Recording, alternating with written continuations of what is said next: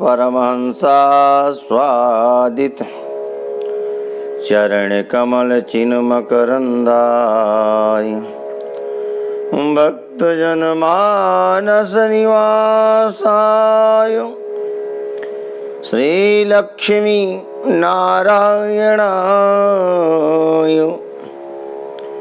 लक्ष्मीनाथ समारंभां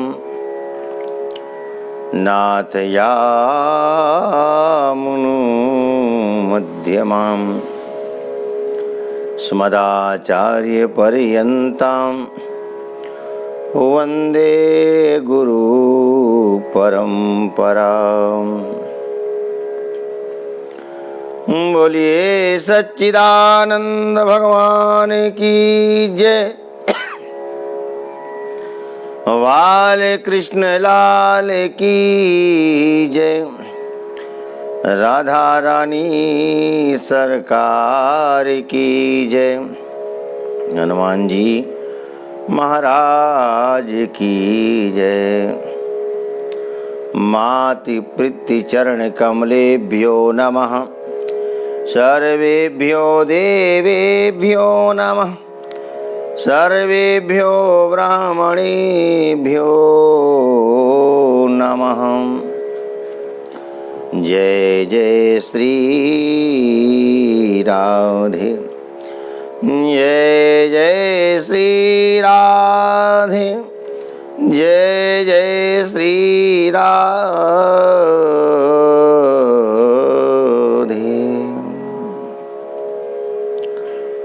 अनंत कोटि ब्रह्मांड नायक परात्पर जगदीश्वर अखिलेश्वर नंदनंदन भगवान श्याम सुंदर की वांगमयी प्रतिमूर्ति श्रीमद् भागवत महापुराण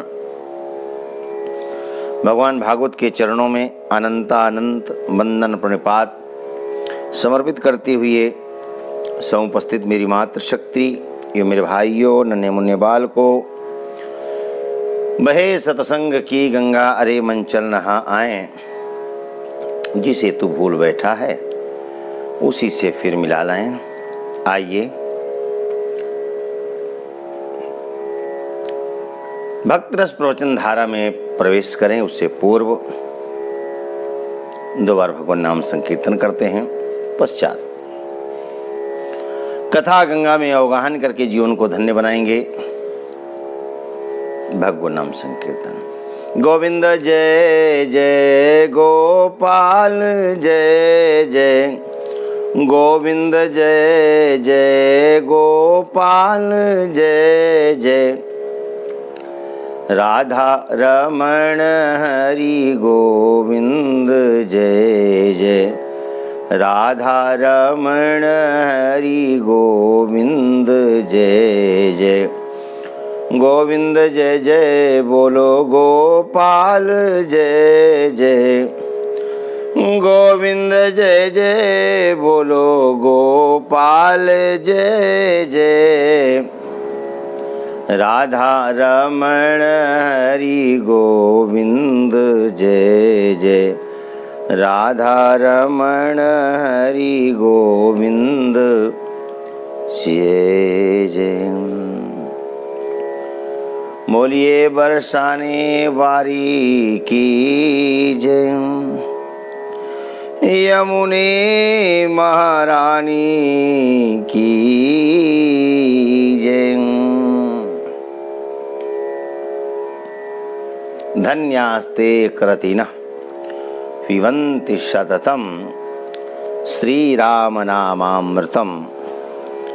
बड़भागी हैं वो लोग जो नित्य निरंतर भगवान नामृत का, भागवतामृत का, कथामृत का पान करते रहते हैं। आइए सब लोग पावन कथा प्रसंग में प्रवेश करते हैं। ये कथा सतत निरंतर नित्य तीर्थों में श्रेष्ठ जो नैमिष तीर्थ है, नैमिषारण्य तीर्थ है, वहाँ पर चलती रहती हैं। दुनिया की कथाओं को विश्राम होता है पर नैमिषारण्य की कथाओं को विश्राम नहीं होता है, नित्य निरंतर चलती रहती हैं। तो आइए, शरीर से हम जहाँ पर बैठे हैं बैठे रहेंगे, मन से आइए नैमिष की यात्रा करते हैं।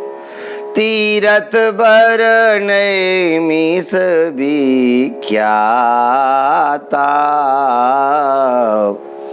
अति पुनीत साधक सिद्धि दाता। तीरथ बर नैमिष विख्याता, तीरथ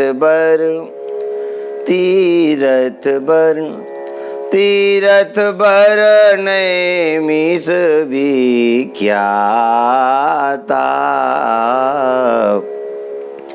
अति पुनीत साधक सिद्धि दाता।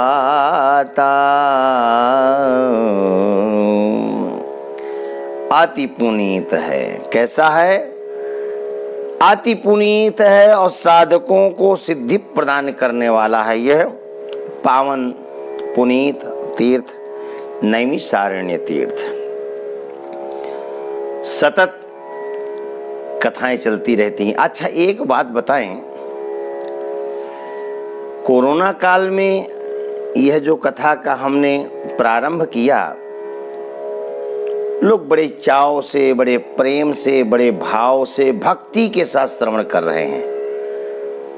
लोगों के खूब फोन आ रहे हैं, बड़ी प्रसन्नता होती है। पर एक बात बताएं, कथाएं तो हमने बहुत कही, लेकिन जो सुखानुभूति, जो आनंदानुभूति वृंदावन में बैठ करके कहने में हो रही है, शायद ऐसी सुखानुभूति कभी हुई नहीं।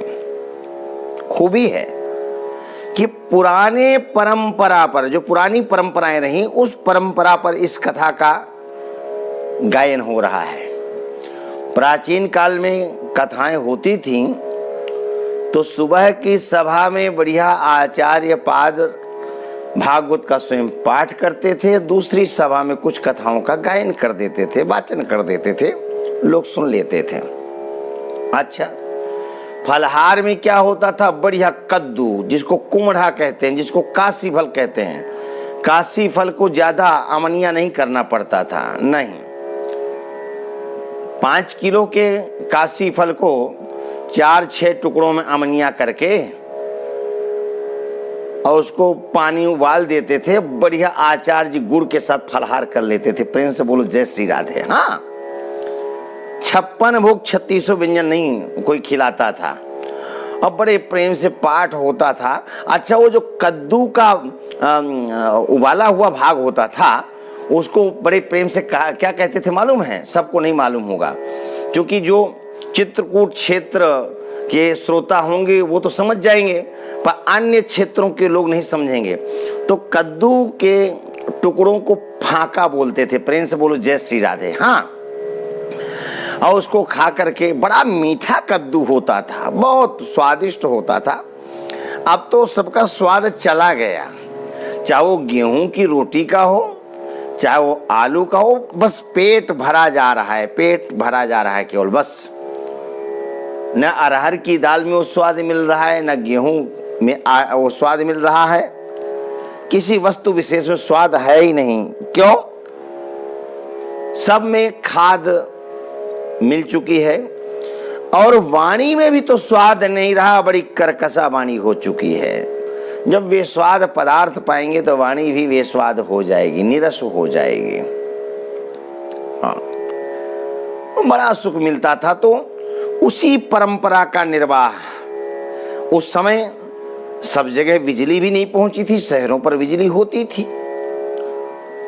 तो आचार्य चरण बढ़िया गर्मी में बैठ करके कथा करते थे, पसीना भी बहाते जाते थे। अच्छा, कई परिवार बड़े भक्त होते थे तो वो पंखा झेलते थे लोग, जिसको चित्रकूट की भाषा में बेनमा बोलते हैं। प्रेम से बोलो जय श्री राधे। अब पंडितों जी खूब खुश हो जाते रहे हैं। हाँ, जब पंखा चलावा जाए तो खुश हो जाते हैं। प्रेम से बोलो जय श्री राधे। अपनी भाषा भी बोलना चाहिए। हाँ, अब हमारे पंजाब के भाई लोग कहीं भी जाते हैं तो अपनी पंजाबी भाषा नहीं छोड़ पाते हैं। हमारे मारवाड़ी भाई लोग हैं, वो कहीं भी जाएंगे मारवाड़ी भाषा बोलेंगे। हमारे गुजराती भाई लोग हैं, कहीं भी जाएंगे अपनी गुजराती भाषा बोलेंगे। तो हमहू का चाहिए कि हम आपा भाषा कतो कतो बोलन, मातृभाषा है, यही में हम आप पालन में है, पोषण में है, तो बड़े प्रेम से यह भाषा कतो कतो बोला चाहिए, ठीक है ना। तो ये परंपरा रही, तो इस कथा को कहने में बड़ा सुख का अनुभव हम कर रहे हैं, सुखानुभूति हो रही है। क्यों ना हो, क्योंकि परमात्मा की कथा है, वो आनंद स्वरूप है, आनंद के निधि है, सबको आनंद प्रदान करते हैं। तो आनंद का अनुभव हो रहा है। आइए कथा में प्रवेश करते हैं। गर्मी कुछ ज्यादा ही है, कोई बात नहीं। वक्ता को, संत को, धर्माचार्य को तपस्वी होना चाहिए। और यदि हमारे द्वारा यानी सार्वभौम चर्चा है, किसी विद्वान के द्वारा कही गई कथा लोगों को रुचिकर लगती है, प्रीतिकर लगती है और कल्याणकारी है, तो आचार्य संत को फिर सुख सुविधा न देख करके कथा का भाव के सहित वर्षण करना चाहिए, कथा को प्रवाहित करना चाहिए। तो आइए सब लोग पावन कथा प्रसंग में प्रवेश करें, जीवन को धन्य बनाएं। कल बीते हुए कल में आप सब लोग श्रवण कर रहे थे, भगवान द्वारिकाधीश प्रभु संधि दूत बन करके हस्तिनापुर की पावन धरा पर पहुंचे हैं। कुरुवंश के गणमान्य लोगों ने, श्रेष्ठ लोगों ने सम्मान किया। चाचा विदुर के घर प्रभु पहुंचे। दुर्योधन ने बड़े प्रयास किए कि द्वारिकाधीश यहीं राजमहल में रह करके कुछ भोजन आदि करें, पर द्वारिकाधीश प्रभु ने कहा, भैया सुयोधन, अच्छा एक बात बताएं, द्वारिकाधीश प्रभु दुर्योधन को दुर्योधन कभी नहीं कहते थे, सुयोधन ही कहते थे। हाँ, तो सुयोधन मेरा तो निमंत्रण चाचा विदुर के घर, और आज चाचा विदुर के घर ही पाऊंगा। अहो भाग्य चाचा विदुर के। और द्वारिकाधीश प्रभु चाचा विदुर के घर पहुंच करके खाते क्या हैं, पाते क्या हैं मालूम है? केले के छिलकों को स्वीकारते हैं। विदुरानी बड़े चाव के साथ, बड़े प्यार के साथ छिलके खिला रहे हैं, गूदा को फेंकते जा रहे हैं। और चाचा विदुर जब तरह तरह के पदार्थों को लेकर के आए और द्वारिकाधीश प्रभु को छिलके खाते हुए देखा, तो चाचा विदुर ने कहा, द्वारिकाधीश क्या खा रहे हो? बोले केले खा रहा हूं। देखो ना, चाची खिला रही है, छील छील करके खिला रही है।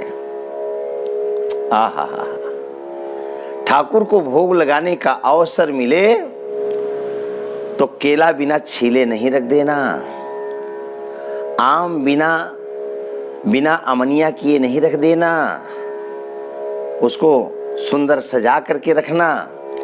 अनार साबुत ही नहीं रख देना, उसको छील करके बढ़िया दाने निकाल लेना।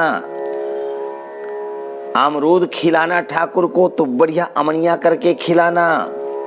सेव खिलाना तो अमनिया करके खिलाना, जितने टुकड़े आप अपने मुख में डाल सकते हो ऐसा, इतने टुकड़े बना करके और ठाकुर को भोग लगाइएगा। केवल फॉर्मेलिटी नहीं अदा करनी है, औपचारिकता नहीं निभानी है कि कह दिया किसी महापुरुष ने ठाकुर को भोग लगाए बिना नहीं पाना, तो ऐसे ही रख दिया। जिस ढंग से आप पाते हैं उससे भी सुंदर व्यवस्था ठाकुर के लिए देनी चाहिए। और घंटी बजाकर जल ही नहीं घुमा देना चाहिए, बल्कि बैठ करके खिलाना चाहिए। बैठ करके खिलाना चाहिए भाव के साथ। जैसे माँ अपने लाडले को बड़े प्यार के साथ, चाव के साथ गोद में बिठाकर खिलाती है, थोड़ी थोड़ी ग्रास लेकर के अपने बालक के मुख में देती है। बड़भाग्नी है वो माँ जिसको अपने बालक की सेवा करने का सौभाग्य प्राप्त होता है।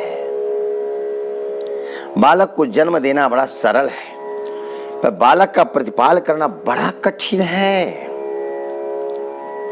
हर माता पिता पालन पोषण करते हैं, ऐसा नहीं कि पालन पोषण न करते हों, पर पालन पोषण करने में भी अंतर पाया जाता है, अंतर देखा जाता है।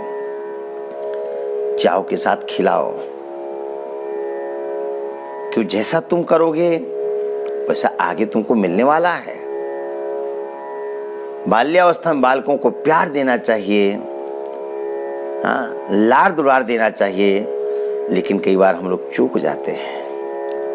जब प्यार देना चाहिए तो बच्चों को हम पैसों में तौलते हैं, हॉस्टल में रखकर पढ़ाना चाहते हैं, पैसा ही पैसा देते हैं। जब प्यार देना चाहिए तब पैसा देते हैं, और जब सेवा का समय आता है कि हमारी सेवा, हमारे बच्चे सेवा करें, तो फिर बच्चे भी कहते हैं पिताजी आपने प्यार के समय आपने हमको पैसा दिया है, तो हम भी सेवा के समय आपको पैसा ही दे सकते हैं, हमारे पास समय नहीं। और यही कारण है कि आज वृद्धाश्रम खुल गए। एक बात बताएं, हम जैसा व्यवहार कर रहे हैं व्यवहार हमको मिलेगा, मिलता है। ये नहीं सोचें कि हम जो कर रहे हैं अच्छा कर रहे हैं। हम जो भी कर रहे हैं हमें कल की चिंता करके करना चाहिए। यही का यही व्यवहार मिलता है। कई बार माता पिता बच्चों की शादी कर देते हैं, माता पिता की सेवा न करनी पड़े इसलिए पत्नी बच्चों को लेकर हम दूर चले जाते हैं। और कई बार गृहिणी भी ऐसी अनुकूल मिलती है कि वह अपने पीहर से तो जुड़कर रहना चाहती है, लेकिन ससुराल पक्ष से जुड़कर नहीं रहना चाहती है, और उसी में खुश रहती है। खुश रहो, दुआएं हैं। पर यदि आज आपने सास ससुर को सुख नहीं दिया, परिवार को एक साथ जोड़ने का प्रयास नहीं किया है, तो कल आपको आपके बेटे से मिलने वाला है। आपको बड़ा बुरा लगेगा, आप उस दर्द को पचा नहीं पाएंगे। परिवार को जोड़ करके चलना है, परिवार में संस्कारों को भर देना है, उस परिवार को सुसंस्कृत करना है, उसके हमें सहयोगी बनना है।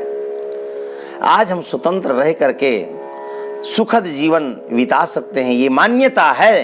परिवार से दूर रहकर कोई सुखी तो नहीं रहता, पर ऐसी मान्यता है, कुछ ऐसा अनुभव हम करते हैं। पर परिवार से दूर रह करके कोई सुखी रह नहीं सका है। हम बहू हैं तो हम किसी के बेटे को किसी की मां से जुदा नहीं करें। हम पति हैं तो किसी की बेटी को किसी की मां से दूर नहीं करें। दोनों परिवारों को लेकर के चलें। रिश्ते मात्र प्रेम के लिए होते हैं, एक दूसरे के सुख दुख के लिए होते हैं। एक साथ जीने का सुख ही कुछ और होता है। चार बर्तन होते हैं, आपस टकराते ही खटपट होती है, अटपटा लगता है। पर जब वही बर्तन जब काम आते हैं, किसी ने कहा आपने थाल में कटोरियां तो लगा दिया, पर एक कटोरी हमको एक्स्ट्रा चाहिए, ज्यादा चाहिए।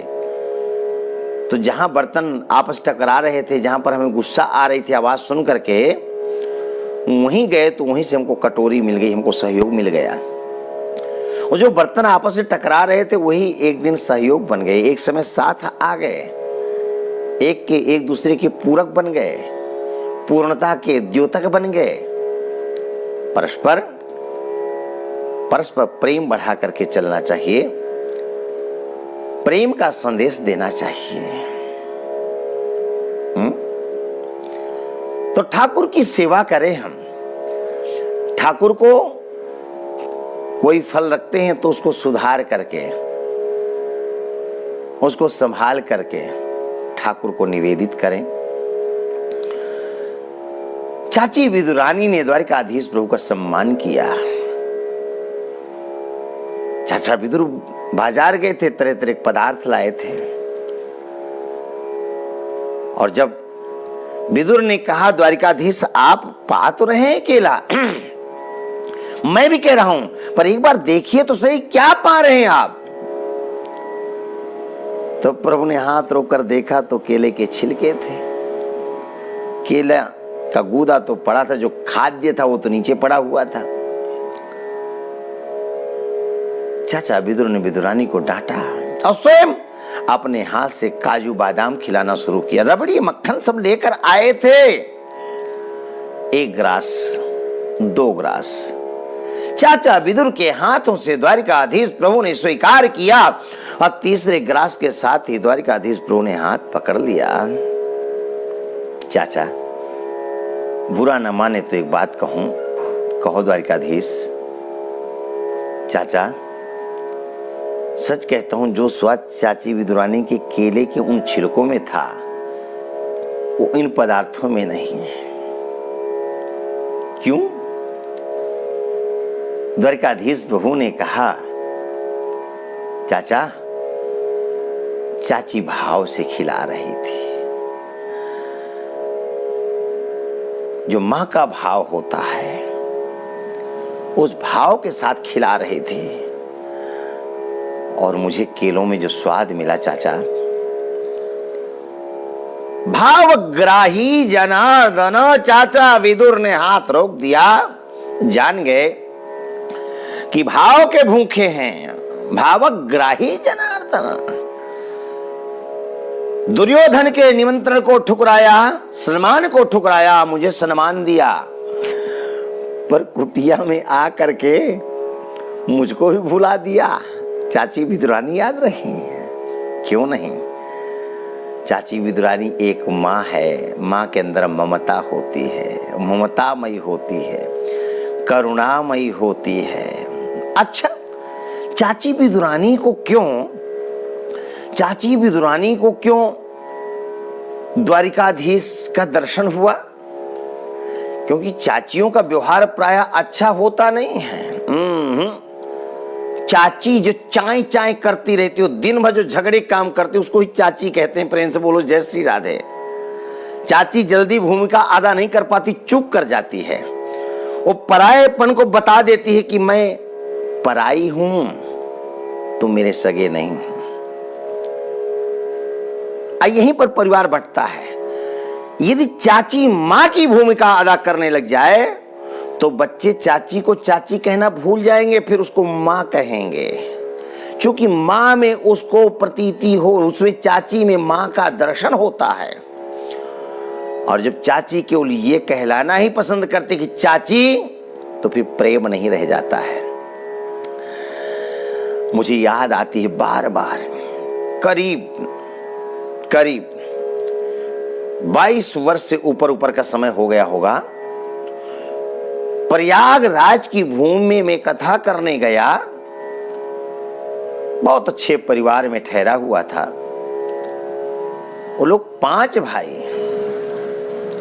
शादीशुदा, सभी के बच्चे।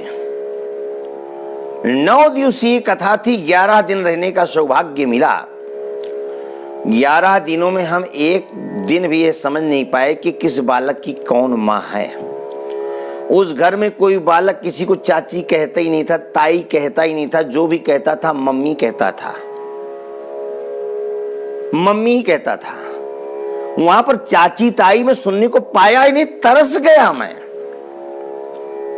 और एक बात और भी, कभी किसी उस घर की महिला को मैंने ये नहीं देखा कि इस कार्य में ही ये रोज लगती है, नहीं।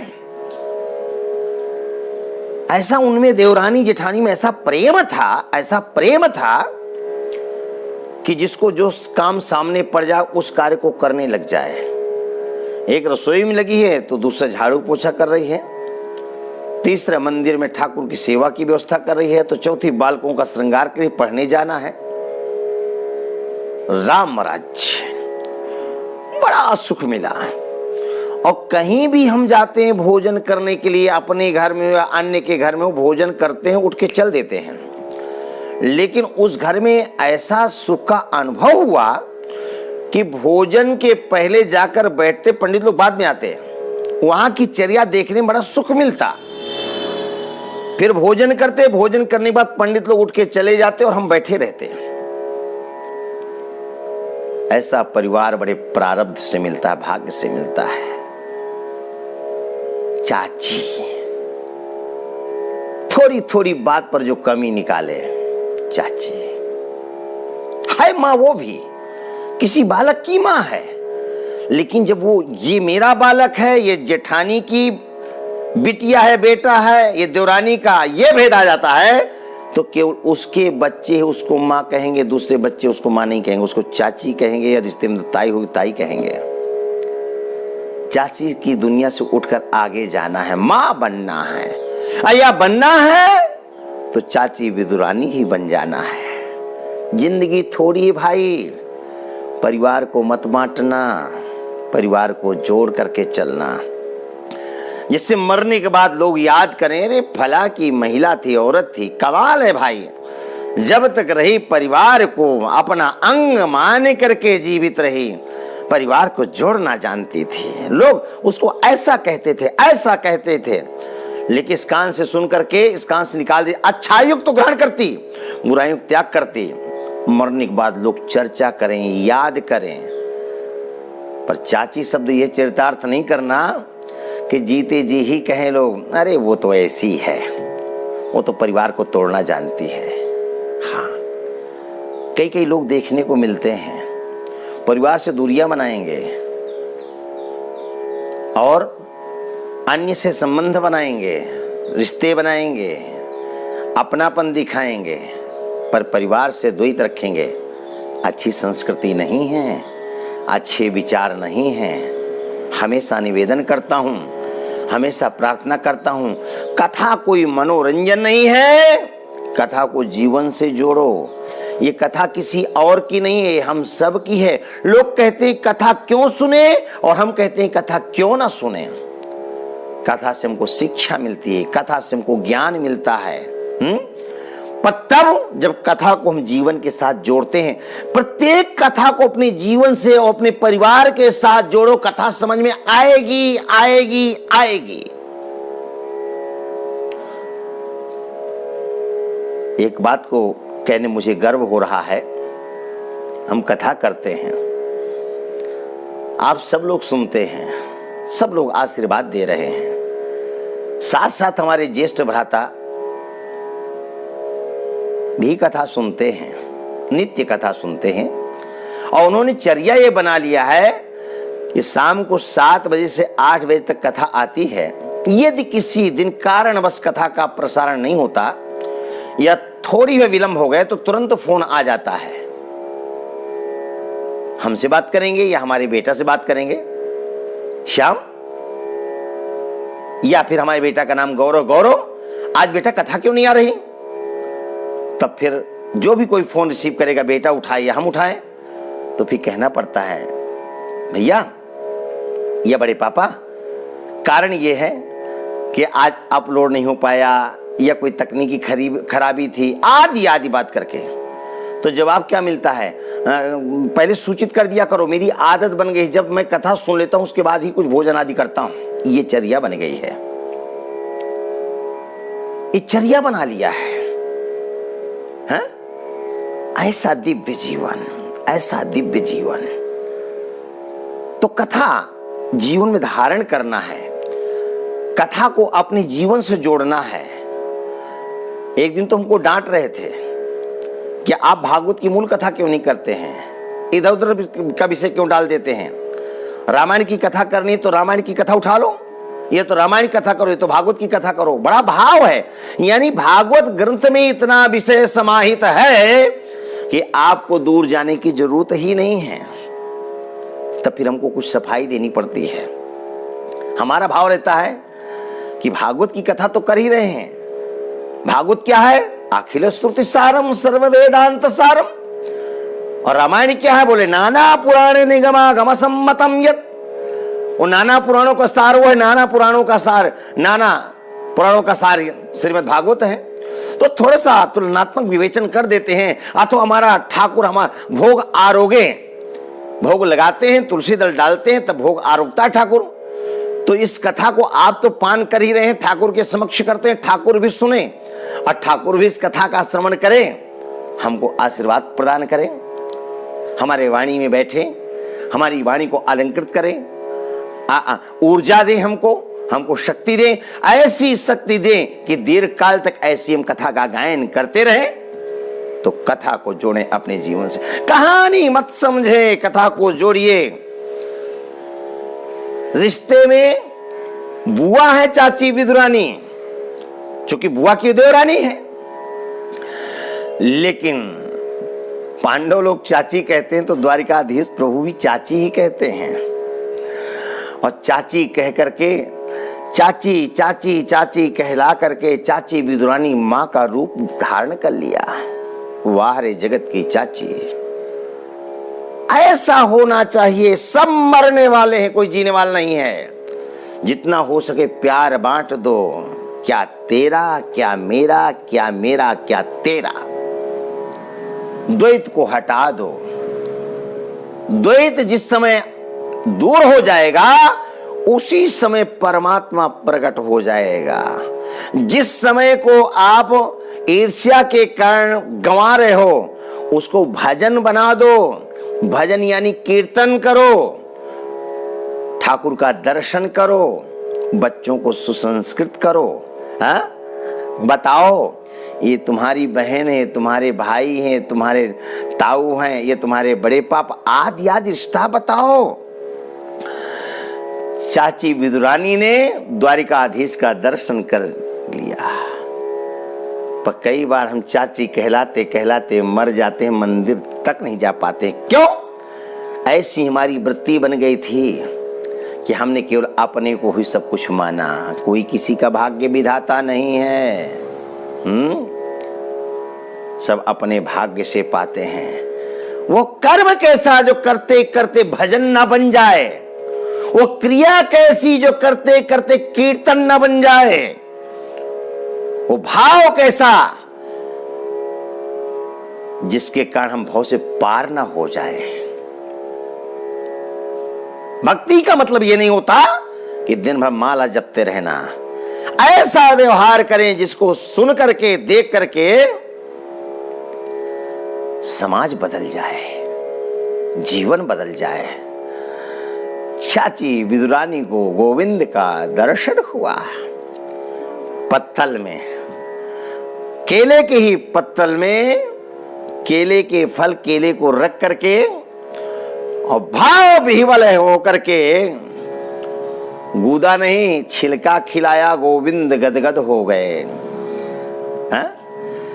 सबसे ऊंची प्रेम सगाई, सबसे ऊंची प्रेम सगाई, दुर्योधन की मेवा त्यागी, दुर्योधन की मेवा त्यागी, साग मिदुर घर खाई। हाँ, साग मिदुर घर खाई, सबसे ऊंची प्रेम सगाई, सबसे ऊंची प्रेम सगाई।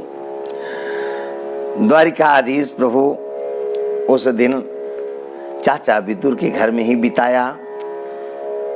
कुरुवंश के श्रेष्ठ लोग, कुरुवंश से संबंधित श्रेष्ठ लोग, द्रोणाचार्य, कृपाचार्य आदि सब लोग वहीं पर द्वारिकाधीश प्रभु से मिलने के लिए आए। प्रातः काल सभा का आयोजन किया गया।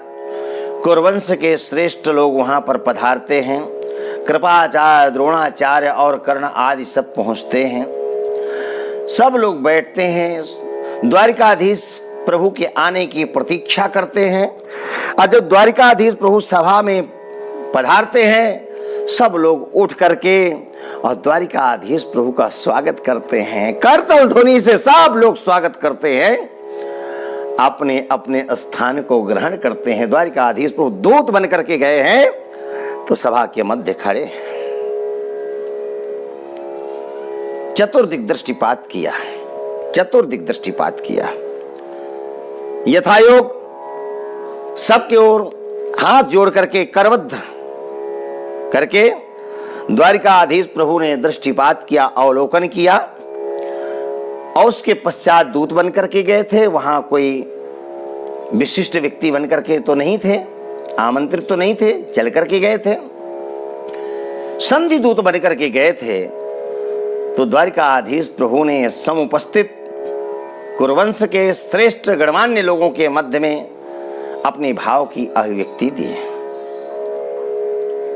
सुखदेव स्वामी कहते हैं, परीक्षित, भगवान द्वारिकाधीश प्रभु ने कहा, कुरूणां पांडवानां च समः स्यादिति भारत। कुरूणां पांडवानां च समः स्यादिति भारत। अप्रणासेन वीराणां एतद् याचितुमागतः।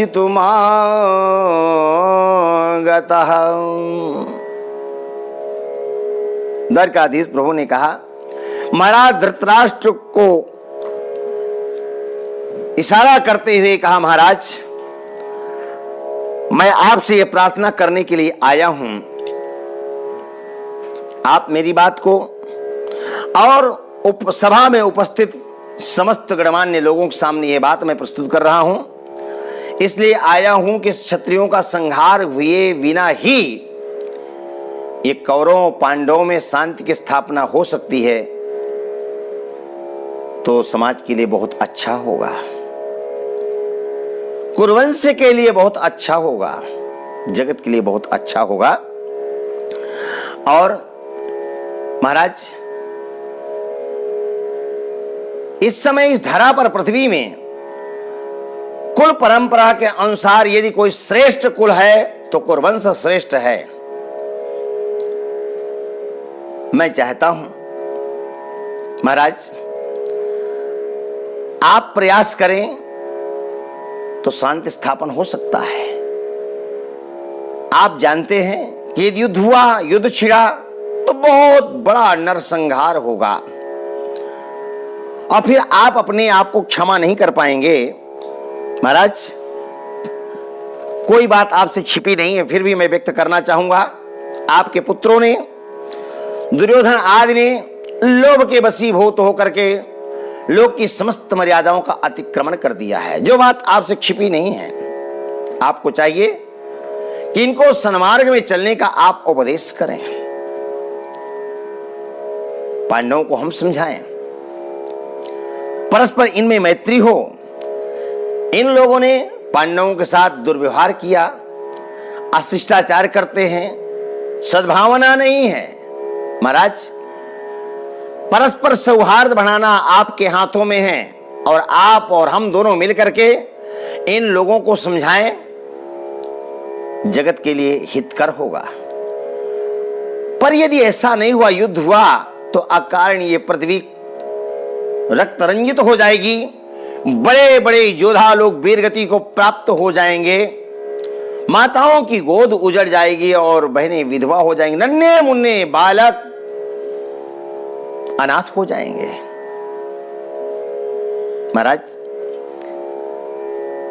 महाराज, पांडु की मृत्यु के पश्चात आपने ही अपने पुत्रों के साथ में पांडवों का लालन पालन किया था, पर अब यह विषमता क्यों? उचित नहीं। मैं आपसे निवेदन करना चाहता हूं कि आप निश्चित रूप से आप अपने बालकों को समझाएं। आपके ही बालक पांडव भी हैं, आप इन सबको समझाएं, परस्पर मैत्री स्थापित करें। और मैत्री स्थापित करेंगे तो निश्चित रूप से ये जगत के लिए बहुत अच्छा होगा। भरी सभा में इस बात को जब रखा, द्वारिकाधीश प्रभु ने, उपस्थित गणमान्य लोगों ने करतल ध्वनि से अनुमोदन किया और धृतराष्ट्र महाराज को समझाया, दुर्योधन को समझाया। लेकिन दुर्योधन भरी सभा में खड़े होकर के द्वारिकाधीश प्रभु से कहा, द्वारिकाधीश प्रभु, आपने एक तरफा निर्णय लेकर के सर्वथा मुझे ही दोषी ठहराया, ये उचित नहीं किया आपने।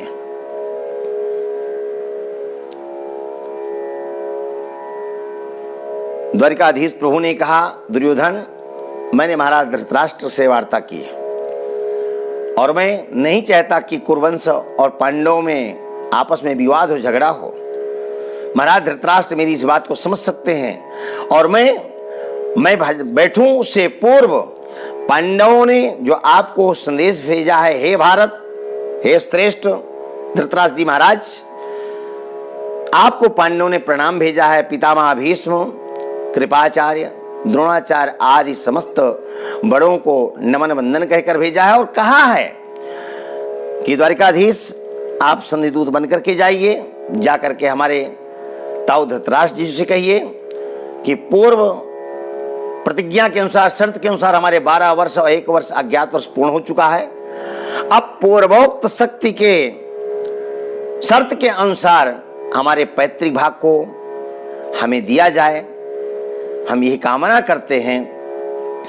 द्वारिकाधीश प्रभु ने कहा, मेरे पास जो संदेशा था मैं संदेशा लेकर के आया और आपके सामने प्रस्तुत किया। दुर्योधन ने कहा, द्वारिकाधीश मैं क्षत्रिय हूं, अक्षत्रिय को युद्ध प्रिय होता है।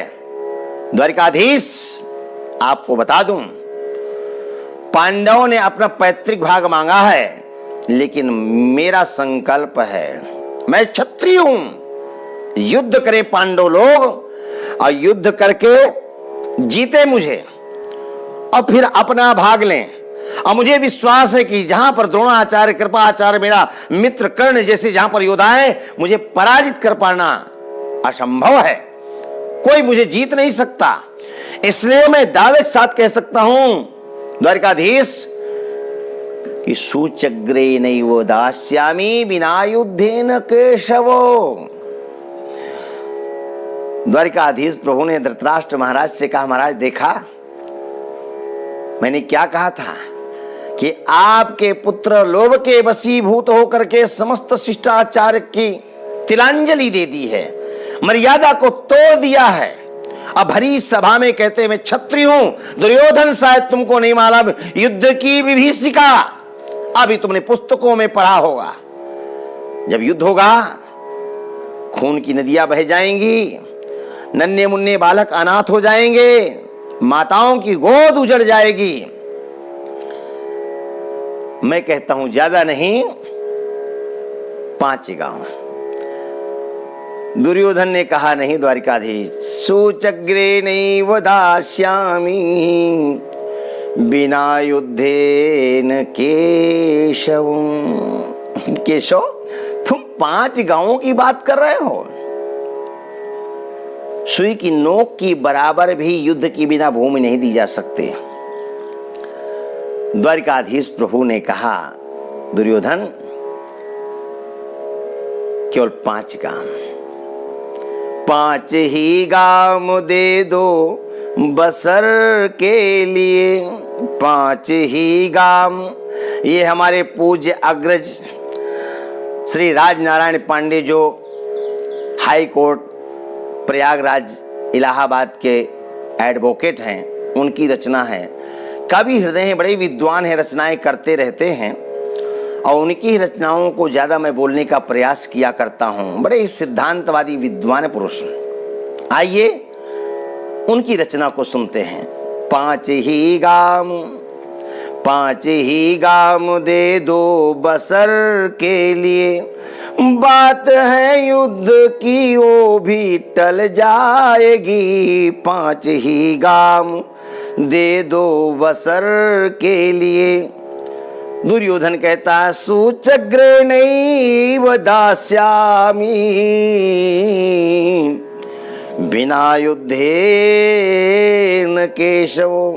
केशव ने कहा, वरना ऐलानिए मुरली वाले का है, वरना ऐलानिए मुरली वाले का है। भाई भाई में तलवार चल जाएगी। 5 ही गाम दे दो बसर के लिए, 5 ही गाम दे दो बसर के लिए। बात है जंग की वो भी टल जाएगी। 5 ही गाम। लेकिन दुर्योधन कहता है, शोचग्रे नैव दास्यामि बिना युद्धेन केशव, बिना युद्धेन केशव। द्वारिकाधीश प्रभु ने कहा, दुर्योधन सुनो, छोड़ दे हठी हठीले में समझा रहा। दुर्योधन, छोड़ दे हठे हठीले में समझा रहा, मूर्ख मानेगा जो ना हमारा कहा। भीम का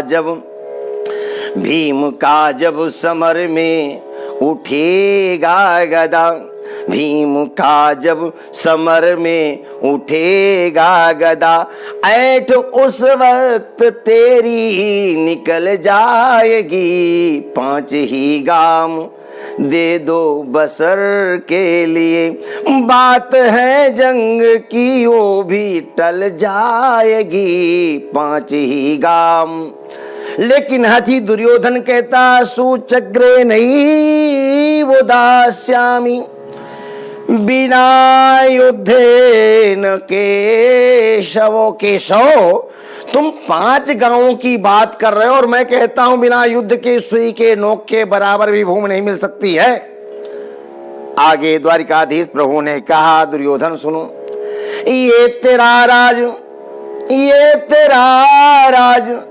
जिसको तुम आने बैठा है वस्तुतः है नहीं, ये तेरा राज बर्बाद हो जाएगा, ताज वाले तो बेताज हो जाएगा।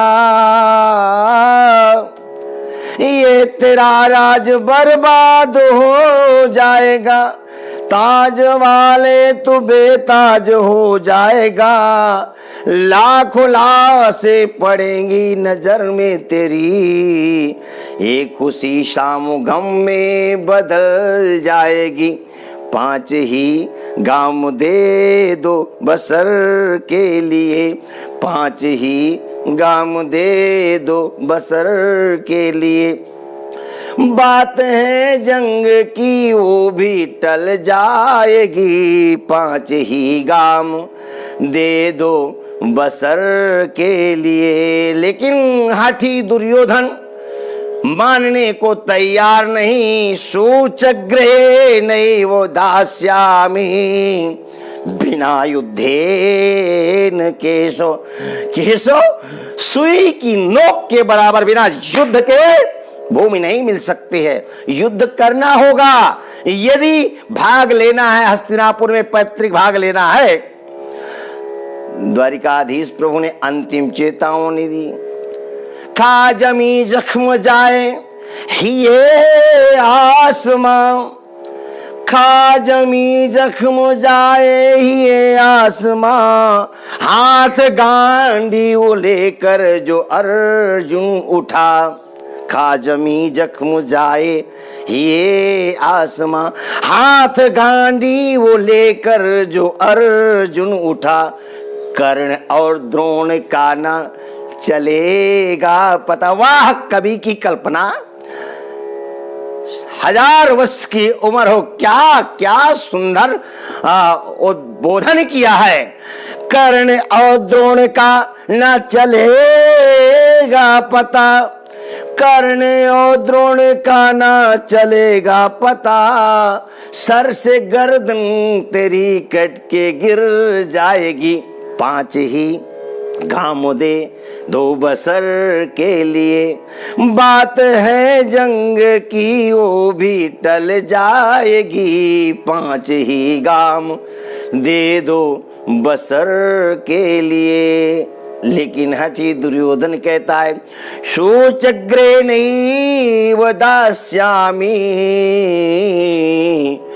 बिना युद्धेन केशव। हे केशव, बिना युद्ध के सुई की नोक के बराबर भी भूमि नहीं मिल सकती है। द्वारिकाधीश प्रभु ने जब जाना कि युद्ध सुनिश्चित है, सभा का त्याग नहीं किया, हस्तिनापुर का ही त्याग कर दिया। महाभारत में लिखा है कि द्वारिकाधीश प्रभु के मारने का भी दुर्योधन ने षड्यंत्र किया, लेकिन प्रभु का बाल बांका दुर्योधन कर सकता है क्या? नहीं कर सकता। और हस्तिनापुर में आकर के, महाराज हस्तिनापुर से आकर के पांडवों को बताया, पांडवों को बोध हुआ, युद्ध की तैयारियां हुई। और उस युद्ध में जो 18 दिनों का महाभारत युद्ध हुआ, बड़े बड़े योद्धा लोग वीर गति को प्राप्त हुए, कौरव वंश का संहार हुआ और पांडवों को विजयश्री की प्राप्ति हुई। हस्तिनापुर के नरेश बने धर्मराज युधिष्ठिर। महाराज शौनकादि ऋषियों ने पूछा था, शौनकादि ऋषियों ने पूछा था कि विदुर जी तीर्थ यात्रा के लिए क्यों गए थे। बात यह है कि महाभारत का उपक्रम हुआ और जब द्वारिकाधीश प्रभु चले गए तो धृतराष्ट्र घबराए और भाई विदुर को बुलाया और विदुर से कहा क्या होना चाहिए। विदुर तुम समझदार हो, ज्ञानी हो, विद्वान हो, बताओ। तो विदुर जी ने बड़े स्पष्ट शब्दों में कहा। दुर्योधन वहीं खड़ा था, समक्ष खड़ा था। महाराज धृतराष्ट्र से कहा भैया आप राजा हैं, हे राजन मैं कहता हूं कि कुरुवंश का कल्याण चाहते हो, हस्तिनापुर का कल्याण चाहते हो, जगत का कल्याण चाहते हो तो आप अपने इस पुत्र दुष्ट दुराचारी दुर्योधन का त्याग कर दो। बस यही एक उपाय है महाभारत रोकने का। विदुर का ये कहना हुआ और दुर्योधन का बोल रहा हूं। दुर्योधन का ओ जिसके रहने का ठिकाना नहीं, खाने का ठिकाना नहीं, पीने का ठिकाना नहीं, वो दासी पुत्र मेरे पिता को भड़का रहा है मेरे विरोध में। एक दासी पुत्र यदि अपना कल्याण चाहता है तो हस्तिनापुर का त्याग करते हैं। विदुर ने कहा राम राम, मेरे भाई के सामने ही मेरे भतीजा ने मेरा अपमान किया और भाई मौन है।